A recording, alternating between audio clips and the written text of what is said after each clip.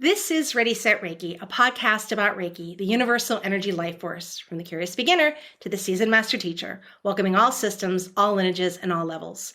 Reiki is a journey, not a destination, and on this Ready, Set, Reiki journey, we refer to ourselves as guides rather than hosts, as we too are traveling, supporting each other, and learning on this Reiki journey as well. And with that said, I am your guide, Tracy C. Wright, and joining me today on my journey is Willow Bradner. Now, she is affectionately known as the accidental psychic. She stands out in the psychic medium community for her unique blend of humor, relatability, and genuine insight. Formerly a hairstylist, Willow's discovery of her psychic abilities led her on an unexpected journey into the depths of spirituality and mediumship. Her readings are just not sessions. They're transformative experiences where clients find clarity, connection, and comfort through her ability to communicate with the other side. Willow's approach demystifies the mystical, making the profound insights and healing messages she channels accessible to all. She's dedicated to guiding others to recognize the signs and messages around them, turning skepticism into belief, and bringing a touch of the divine into everyday life. Welcome, Willow, to Ready, Set, Reiki. Hi. Sometimes I hear my bio and I'm always like, did I write that? That's good. It's sometimes when I write as well, I'm like, I must have channeled this. Right. I'm like, oh, she's so sweet. Look at how smart she is. Yeah, right? Give yourself a pat on the back. Good job. All right, well, let's just dive right in. So tell us a little bit about yourself.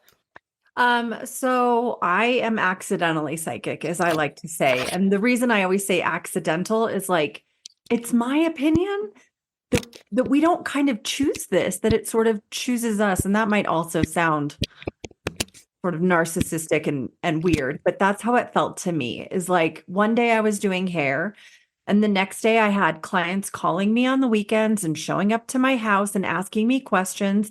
And at the time, I ultimately just thought, my gosh, I'm so smart and they really like me. Okay. Like never in one of those minutes did it ever occur to me that this was channeled, that I had information that was coming in from some other space. I just thought, gosh, I'm really great at advice. And I do have an awful lot of information inside of me that I didn't know I had. This is amazing. And then for me, it was on my wedding night where the veil officially lifted. So we, like many on weddings, my husband and I had copious amounts of alcohol on board. And we are sitting at the end of the night. Everybody's left the party except for my parents and my brand spanking new husband. When all of a sudden my voice shifts and my body changes. And it's actually my dad who recognized what's happening. And he goes, holy, explicitive, are you channeling my father? And just at that moment, it was like an invitation for everybody on the other side to come through. And my sweet brand new husband's late mother also tries to come through. And that's when my husband, who did not sign up for Girl Who Speaks to Dead People, was like, I don't think so, guys. I'm going to go to bed. Should we go to bed? And I was like, oh, I think I'm going to stay up and hang out with my parents and talk to dead people. So instead of consummating my marriage, that's what happened. And like so many of us in this field, like so many of us in this new, brave, new sort of what is happening moment. I mean, I just went back to my job the next day. I just like full on was like, well, that wasn't real. That's not happening. But what I noticed was every time for me, alcohol would touch my lips, those from the other side kept coming through.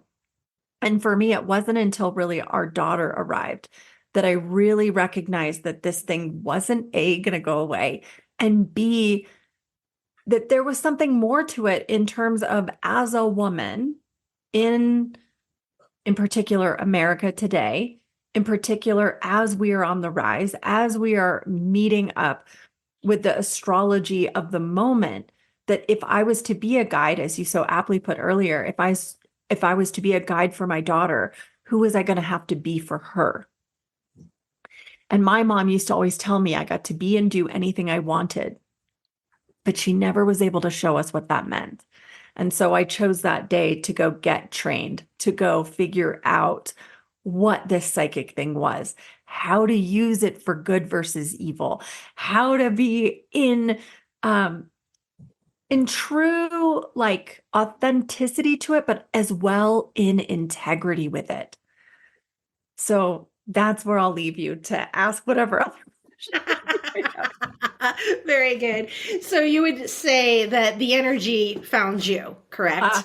Yeah, I did not choose this. You did not choose. I did in the end, let's be clear, but I Sure, did sure. But you chose to take that next step in the journey, not. right? And move forward with it. So bravo. So good job. So with the energy work, accidentally coming into this, going from the hairdresser to a psychic, as you were out navigating, working with clients, what is a common misconception about the work that you do? I think the misconception is that it's on all the time. I in training have really clear boundaries and really clear on off switches. And so for me, it's like, I don't know for you and your Reiki, like Reiki is part of my background and part of my training and part of the makeup of really how I energetically as well manage not picking up other people's business, manage to like really shield myself energetically. And as well, a little part of me that opens up as well when I'm working with clients. But for me, part of the integrity of the work is also knowing when to not have it on.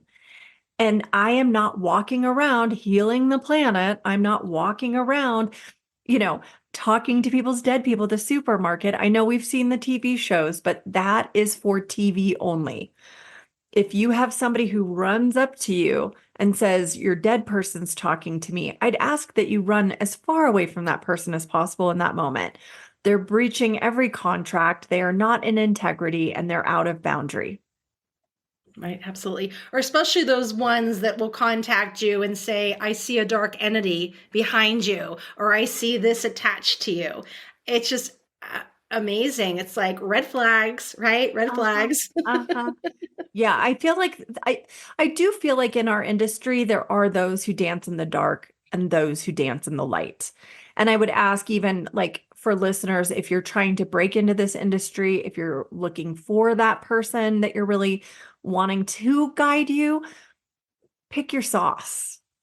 If Mm, you are really wanting to meddle in the shadow space, you might want a shadow boxer. hmm. If you're like me, you're going to look for a puppies and rainbows person to deliver even the bad news. Absolutely. Absolutely. So you had mentioned, your experience with Reiki. When did Reiki come into your life? Reiki was really almost part one. I was working with a psychic medium in Denver named Deb Shepard. You guys are welcome to Google all of these people. I don't mind. Deb Shepard was one of my original trainers. She was fantastic. In that same timeline, somebody brought Reiki to my attention, and it became, as a stylist, a bunch of us were sort of in the midst of going, oh, should we know how to use energy? So it became sort of a collective question. So at that point, I went and we had a group Reiki teacher that we all ended up going to, Kathy Brown. And Kathy Brown did Reiki training from beginning all the way up to teacher. And so I do have my teaching certificate, if you will. But Reiki, again, for me, was understanding what energy was. So it was really part two. I was really trying to figure out, I have always been a long-lived empath. Like even early in my hairdressing business, I was always sick in my stomach. And I remember going to my first ever psychic and going, why am I always sick in my stomach? And she goes, well, girl, because you just love picking up everybody's business. And so Reiki was actually really illuminating and understanding again, just how to manage my personal energy. And then as well, how to differentiate other people's energy.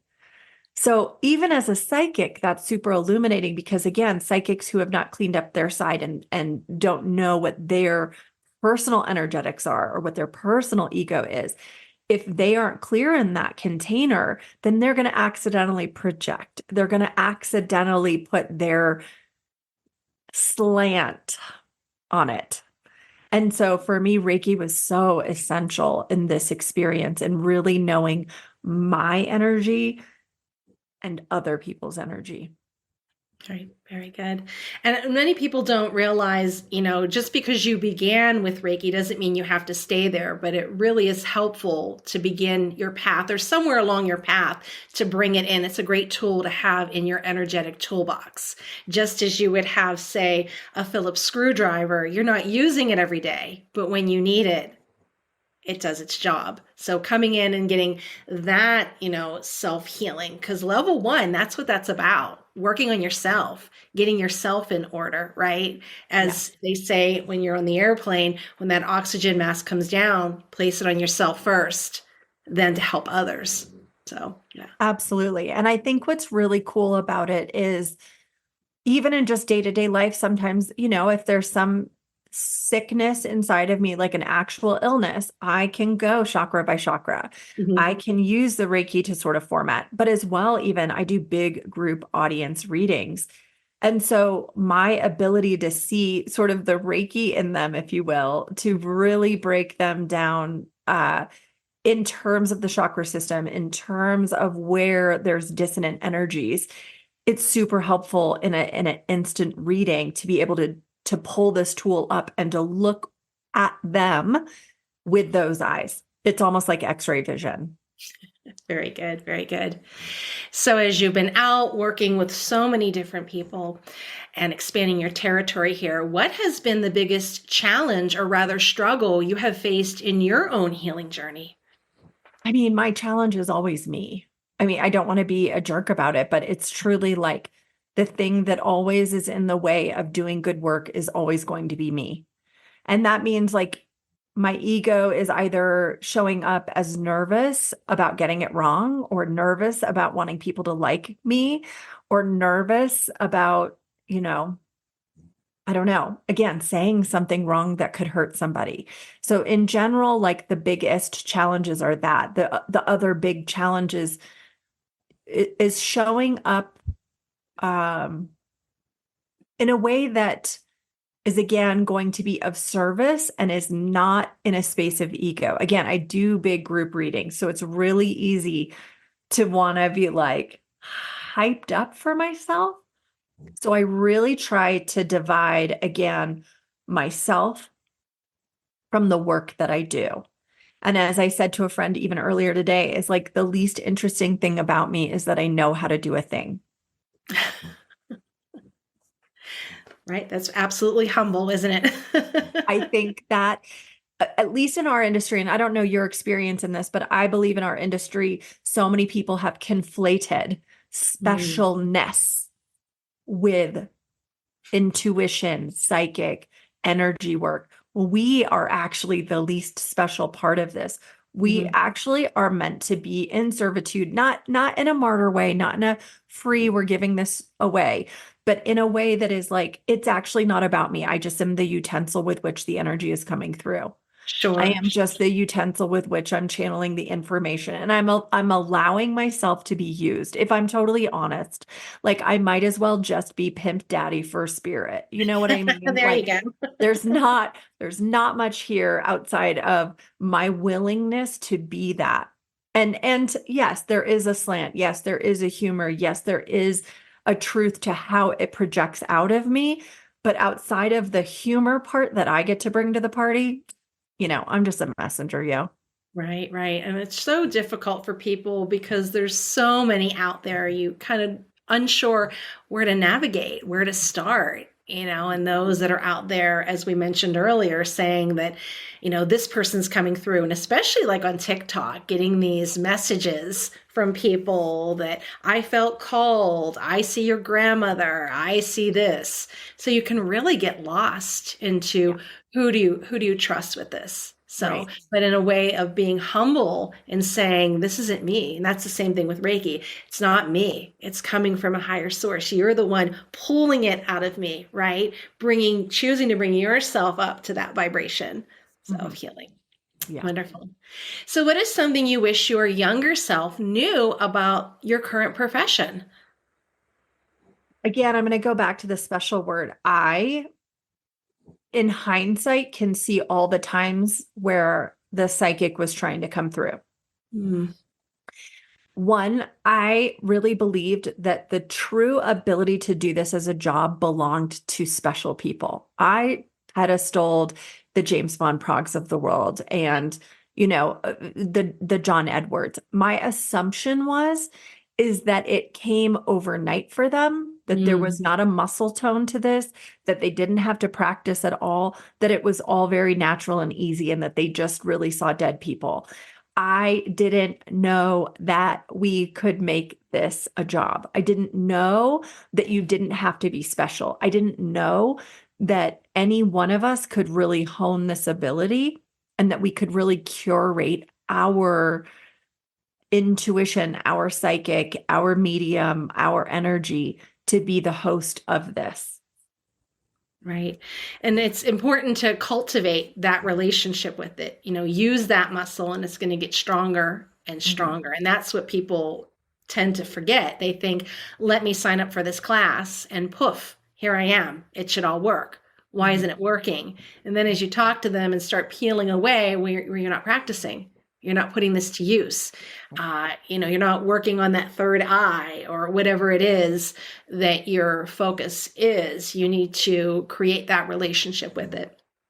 And I want to just back that up too, because for me, the greatest illumination of my psychic came when I was willing to actually go to therapy.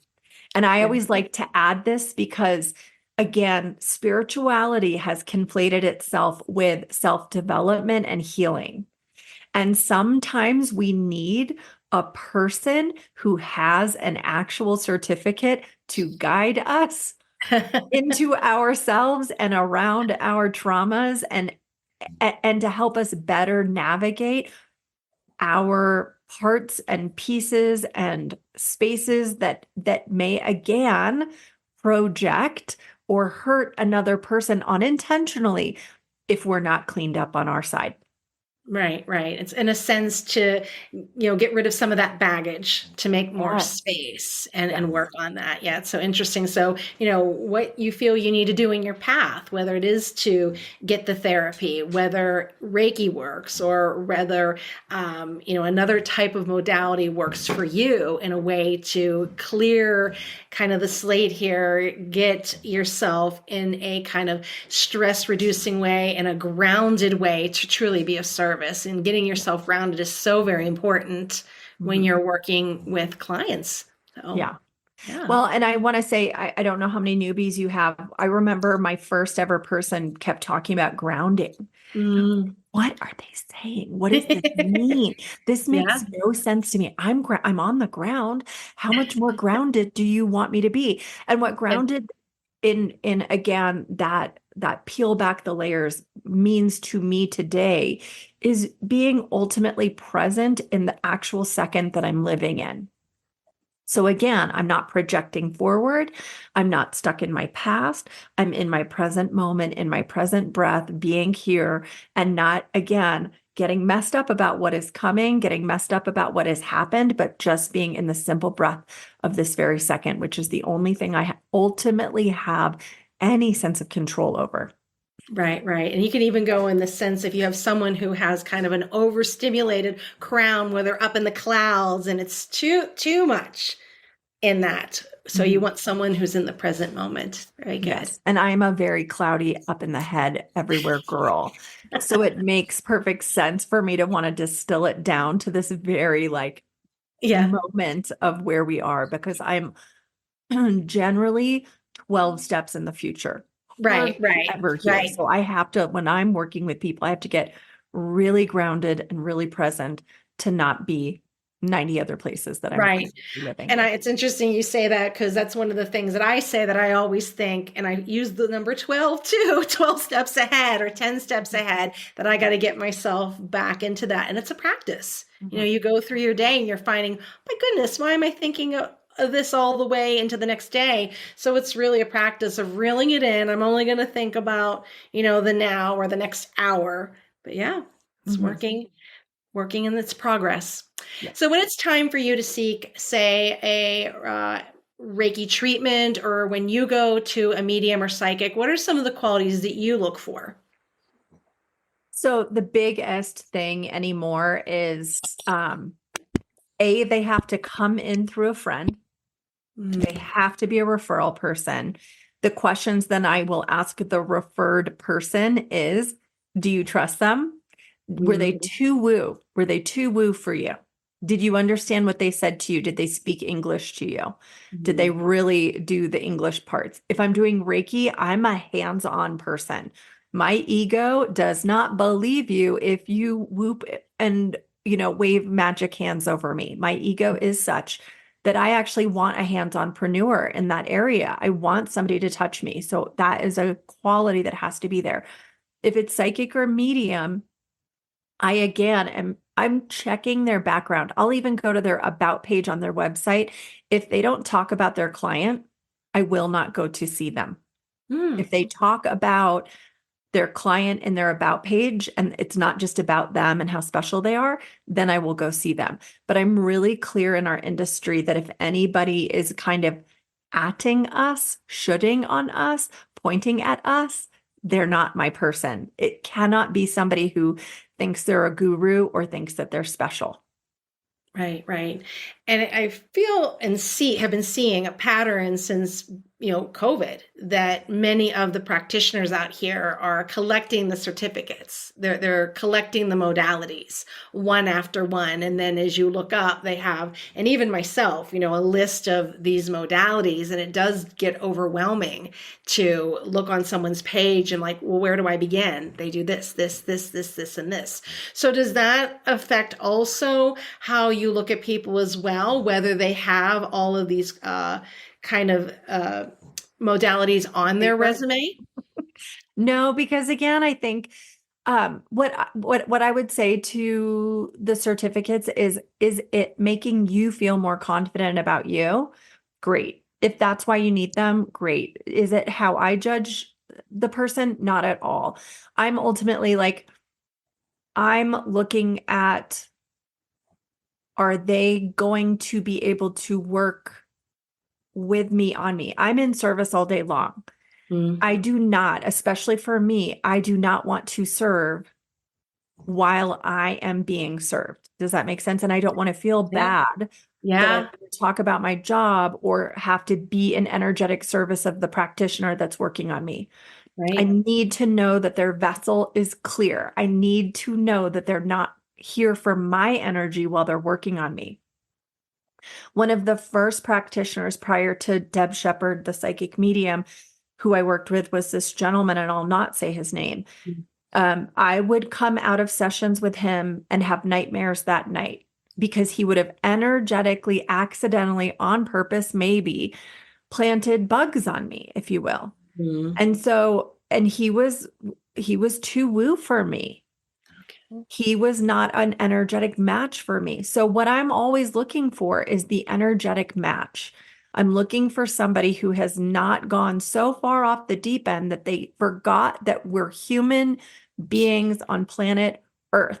We are here to do earthly things. We are going to have spirituality as the tool and energy as the tool to remain on Earth, but we are actually here decisively to human.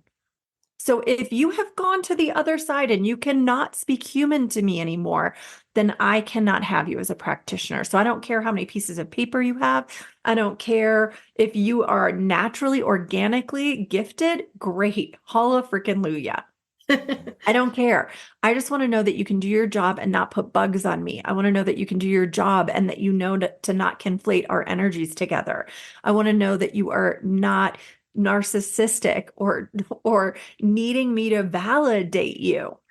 Right. That's a lot of energy. So this world that we are in, we want to be healers and helpers. That Mhm. scares me. If you want to be a healer and a helper, that scares me. Because we are not doing that job. We are facilitators. We are simply standing here, allowing the energy to pour out of us. I am not special. You are not special. We are simply decisively deciding to let the energy come through us on behalf of whoever is asking for it. And I have nothing to do with what comes up. Sure, sure. I had a Reiki session a couple of years ago, I would say about 2 years ago, and a newer practitioner.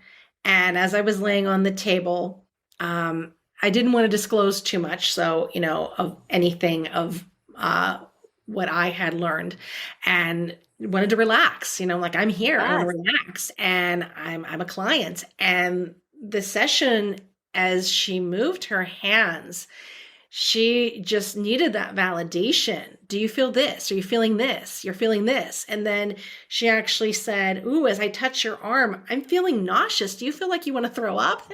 And I was not comfortable by then. And I actually said to her, "You know what?" I said, let's just be a quiet, quiet, and I'll tell you in the end. I'll tell you in the end.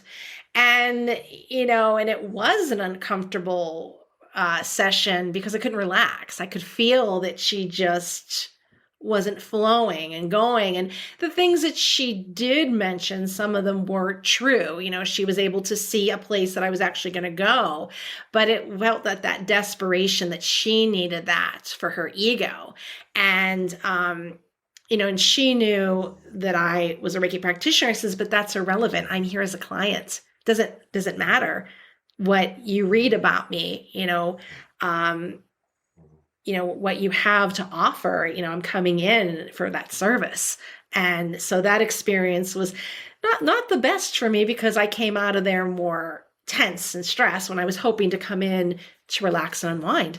Mhm. And that goes back to that word being grounded, because if she did know that you were a Reiki practitioner, just like when I was a hairdresser and I would cut other hairdressers' hair, you get nervous. Of course. You get like, oh shoot, I hope they like it. I hope Of course. I Yeah. do Yeah. it Yeah. right. 'Cause they know what I'm doing wrong if I'm doing it wrong. But again, Mhm. in energy and psychic, we are not getting it wrong.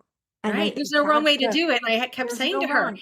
there's There's no no wrong wrong. way. Just go. Just trust the Just process. hold and be in the space. And I think again, if we're going in to want the validation or need the validation, then we have to go do the therapy, or we have to go whatever that piece is that's needing that validation. That's what we have to go work on. That's our job. Yeah. That's the practitioner's job, is to like eradicate that need so that we can be clean, so that we can be holding, because a lot of the job that we do is holding the uncertain, holding the discomfort, holding in the unknown, holding in the places and spaces that need attention, energy, that have frenetic, that have stuck, that have vibes that need that little push in them. And ostensibly, what I would say is like Reiki is not that different than acupuncture. It's Mhm. just more attentive or attuned specifically to that person. We're not necessarily tapping on those meridian lines as an acupuncturist does, but you never see an acupuncturist like put needles in somebody and then stare at them and go, how does that feel? Right. Did it work? Did it work? Did it work? Right. Right. Exactly. Exactly. And even like with tapping, you Yeah, know, same. Yeah. is it working? Is it working as you're following along? But in that Reiki, it's always that they need that at the end sometimes. Mhm. How do you feel? Yeah. So, what advice would you give someone who's just entering this profession? I mean, boundaries, boundaries, boundaries, boundaries, boundaries, boundaries, boundaries. And again, I think the hardest, most exciting part of doing this work is it is so exciting. It's so exciting to feel the vibes. It's so exciting to see the client shift. It's so exciting to feel just the energetics of it, that somehow, again, that ego aspect of ourselves sometimes thinks it's just going to like somehow disappear and go away. And that is why we accidentally want to practice all the time. And we kind of want our little button to be on and out loud all the time, because we're just like, is it real? Is it real? Is it real? Is it real? It's real. It's freaking real. Okay. It's not going to leave you. It's not going to go away. If it's here, it's here. And it will be more profound and it will be more energetic when you learn your on off vibes, when you learn your boundaries, so that when it is on and you're being paid, thank you, when you're being paid, it will be there. And when it is off and you're at the supermarket or you're the, vice president of your HOA or you're at the PTA, it doesn't have to be out. You can save that precious energy for when you're getting paid, for when that boundary is being allowed, when you are being invited and you are in permission to work with somebody. Then you can turn it on. And trust me when I tell you that the energy will be that much greater. It'll be that much more abundant. Your intuition, your psychic, your woo, your energy will all be better when you create specific special containers for it. And you're not just like a fire hydrant that is broken and spraying out all over everybody. Right. I remember watching something of Kyle Gray, and he was always talking about imagine a little dial on the back of your neck where you have heaven and earth so that you can switch off. So you Yeah. have that time, to be human, right? To Yes, we have are these not. own experiences. Yeah, we are not in the 5D. Okay. I got it. Yep. Y'all like are trying to rush over to the 5D. 5D is when you're dead. Okay. Okay. So like, can we not rush there? Like be Sure. here now. Be here now. That's what we're doing. We're cleaning up our business so that one day when we are on the other side, we don't have to maybe come back to earth and do some of this earthly crap again. Right, That's what right. this 5D thing is. Character development. Character But development. right now we are here and this is where we're meant to be. And that on off switch is not just a boundary for you, but it's a boundary for the people around you as well. It is in respect. It is in kind that it is not our business to be in other people's business. We don't give advice when we're not asked. We don't give energy when we're not asked. Yep. Always get that consent. Yes. So what books do you recommend? I mean, all of them. You guys, I just think books are like the best place on the whole planet to live. The book that came initially and always comes to mind because it was my gateway book was Many Lives, Many Masters by Brian Weiss, which has zero to do with anything that we've talked about today. But for me, the reflection of that book, the feeling of that book was that we haven't, this isn't our first time here. We've done this before. And the knowing that we've done this before somehow made being here a little less challenging for me. I don't know. I just like the idea that like maybe the acumen inside of me, maybe the like things that I know are also built in because of the lives I've had before this. I think that book is still to this day probably my most recommended book that I offer people. It is the gateway book of my soul. I just love Brian Weiss and I love all of Brian Weiss's work. And if any of you get an opportunity to do any of his online work or now work with his daughter, I couldn't recommend that family and his idea in spirituality anymore. Yeah, wonderful. So what other services do you offer? Do you offer classes, trainings, events? Great question. I do one-to-one psychic medium work. And then I have a thing called the Wine and Woo and Wild and Woo for the sober. The Wine and Woo is my most prolific event. You can go on my website to discover more about it. I have generally 4 events every month that you can come to, and it's psychic medium with a side of comedy. So those are my favorite. And then I actually have a team of people who are also holding space for you all. So if you've heard this and you're like, I do want therapy, I've got a therapist. If you've heard this and you're like, I want to learn more, I've got all the people on the team to do it. So we have an Enneagram specialist, we have a therapist. I have 2 astrologists on our team and then me as psychic medium. I don't do coaching anymore because I am not patient. And I don't teach anymore because I'm not patient, but I'll happily do psychic medium. And then I have the people on my team that do all the teaching and the coaching and all the things.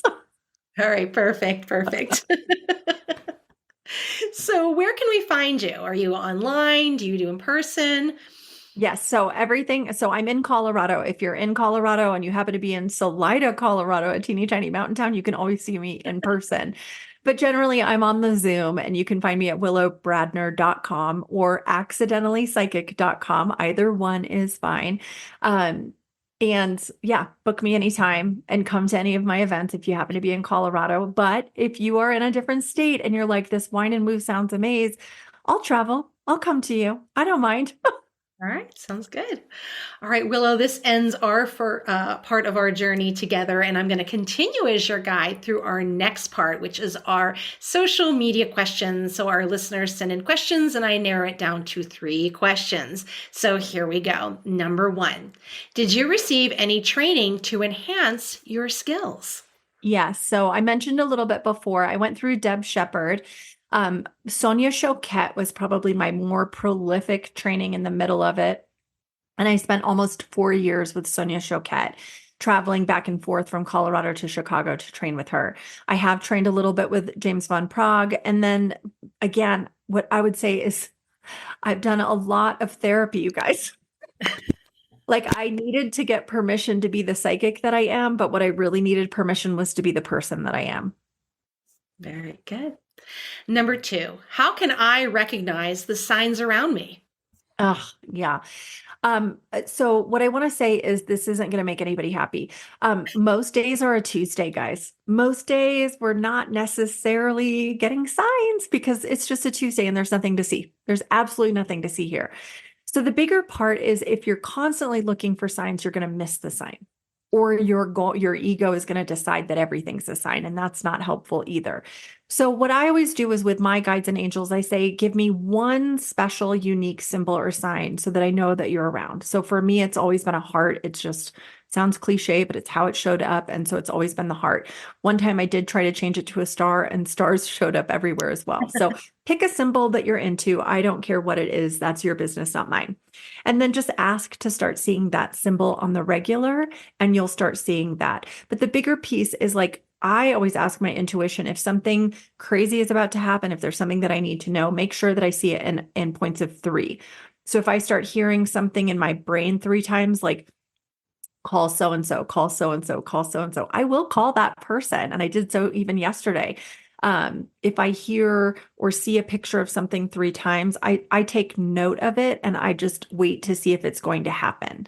But I always ask for more than once. I need to see it more than once, and it needs to come in a really organic way. For me, because of my psychic, I'm both clairvoyant and I also am claircognizant. So it comes in words and it comes in paragraphs and it comes in just sort of a knowing. Sometimes I'll smell things and that'll be like the first hit of like, pay attention. But I don't, and you guys, you're not going to like this. I don't see it in birds. Okay. And it might be different for you, but I do not conflate the eagles and the hawks that legit live outside of my house. I do not see them as signs and symbols. If you have eagles and hawks that are not your state national bird that you see on a regular, then they Yeah. can be signs.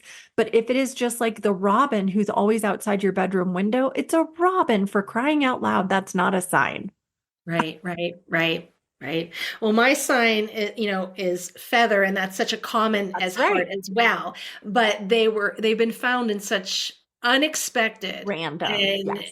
random, extraordinary places that I couldn't deny it, Well, that's like the And heart. I say the same thing. Like you have the feather, I have the heart. They're both yeah. cliche signs. Oh, absolutely. And it Yeah. was after my sister had passed. And one of the ones that really stood out was I had bought a newer car and I brought it home, and my older daughter came over and I was showing her the car, and I went to open the car door, and right on that rubber piece that meets the glass window, there looked like a thread that was coming out. I'm like, oh my goodness, like, is there something like a tear or something? And I pull it and I pulled out a whole Oh, feather feather. in Oh, that car. So it's things like that that like that is a sign. that's a sign, because I'm like, okay, because it was like, I wonder if I made the right choice getting this car and pulling that out. So it's where the location was, Yeah. that it Yes. not Yes. me going outside and in Pennsylvania, I was in Pennsylvania at the time, Right. lots of birds in Western Pennsylvania. So, oh, Right. Yeah. We're not here's a looking feather for, on the grounds, right? Or, oh, there's a feather on a bird's nest, right? yeah. So I remember a particularly challenging time in our lives, and I was eating a peanut butter and jelly sandwich, and the jelly plopped down, and I looked down, and the jelly had plopped in a heart. right. So I'm like, okay, okay, I hear you. I see you. We're going to be okay.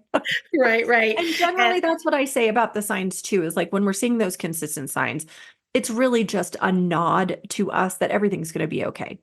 Right, right, right. It's not specific directions. Specific directions are not signs. Those Sure. are psychic. Sure, sure. And, when I first began my journey and I was, kind of playful with the universe, I would pray to my sister, hey, give me a sign, give me a sign. And days had passed and there was nothing. And you had mentioned that, if you're asking for it, you may miss it. And I was looking for it everywhere. And then probably about after 2 weeks, I was like, fine, I give up. I guess you're not listening. And I was working at the time with a student, and we were in an art class, and we were sitting down, and we were at the table, and the art teacher just happened to say, here's something material that you could work with. And she places down right in front of me a whole bin of colorful feathers. And I was like, and that was her personality, very colorful, very Yes. bright. These were Yes. bright feathers. And I'm Yes. like, okay, I got it. It Cha was that, cha. okay, shut up. I Yeah. hear you. Uh-huh. Here's your 2 weeks worth. Oh, I love that. I So it's love just that. like, thank you, I'm sorry, but I got it. Like, okay, I'll stop being a pain. you Well, and I know? don't even think it's an I'm sorry. I feel like when we're in that moment, it's like, oh, right. Like again, spirit isn't necessarily Wi-Fi. It's more Oh, like yeah. dial-up also. It's very slow and boring and like Hmm, hmm. not every day. Oh, And even yeah. our loved ones, it's like they're not going to show up exactly how the book told you they're going to show up. They're going to show up Right. in their own fantastical way if we get out of the way, if we just a teeny bit. But when it comes to the loved ones on the other side, for those who are listening as well, what I will say is the message that I'm profoundly getting constantly right now, and I don't know if it's because the veil of the universe is different right now. I Mhm. don't know if there's been really a shift in our ability to understand. I think at one point we were conflating signs with our loved ones, and I think that's true too. But the other thing that they keep telling me is, when you're having a conversation with us, you're having a conversation with us. That second part of what you assume we're saying, on what planet do you not think it's us? Right. Like, it's for sure us. We are responding to your question. So if you are driving, having a conversation with your sister and imagining what she would say in this moment as you're asking her for advice or just wanting her to be there, imagine she's freaking there. She's Right. likely right there. The Sure. other thing Sure. is when we have that visceral memory, when we are in the kitchen and we're cooking and we're doing the thing and we start thinking about, our grandmother and how she used to make this one recipe and she used to use her hands in this way, and we can smell her and we suddenly just feel her hands on us, and it just like we're brought back to the second with grandma's there Right. in that moment. We're not looking for the sign outside. We're looking for those moments where we are in connection with them in that way. When we are talking to them, when we pick up our phone to text them, they're right there. They're right there. They are with us in those ways. And we are mistaking this idea that we have to find a sign to know Mhm. that they're there. And really, it's like us screaming, "Why aren't you here?" And it's like, no, it's the conversation I had with my sister in the shower this morning. Yeah. Yeah. That's when I know she's there? Right. Right. So, what is the most rewarding part of what you do? The relief for people, just the ultimate relief, the lightness that people walk out of the room with, having connected to a loved one or having connected even to that unknown. There's so much uncertainty in our lives. There's so many unknowns in our lives. And psychic isn't a perfect answer to those, but psychic is a really great GPS system for it. It does navigate and give really clear directions to where you could go or what is truly possible. It illuminates your potential in so many ways. And then, as well, even in speaking to the loved ones, it can just unload that burden or that sadness of missing them because you know that they're seeing you and you know that they're on the other side and they're okay. I feel like there's always a lightness at the end of this. Beautiful. Well, that ends our social media questions. And so, as we've been talking, is there anything else that you may have forgotten to mention or anything else you would like to share with our listeners? I just want to say that, like, as I always say in my landing meditation, we are not alone. We are guided, we are supported, and we are loved. And we have these three official teams, regardless of who you are, that are always with us. And one being your guides. Your guides are those who I always consider our logistics coordinators. And our guides come and go depending on what we're into and what we're up to in that moment. But they're here really making sure that the right doorways are opening for us. They're the ones that are really making sure that we have our helper friends that show up on time and or purposefully late. The guides are also there if you're energetically bogged down in your obligations or you're bogged down in feeling heavy for somebody. The guides are there to really help be the Sherpa for the energy that feels sticky and hard. Our angels, as I experience them, have been with us since birth and beyond. And so they really know our actual like astro package. They know why we're here, what our purpose and potential is. And they're here as the illuminators, as I like to call them, really illuminating what is ahead, what is behind, and where we are going. And connecting with your angels whenever you're in uncertainty and unknown, they will help to, I think they're the ones that really leave the signs.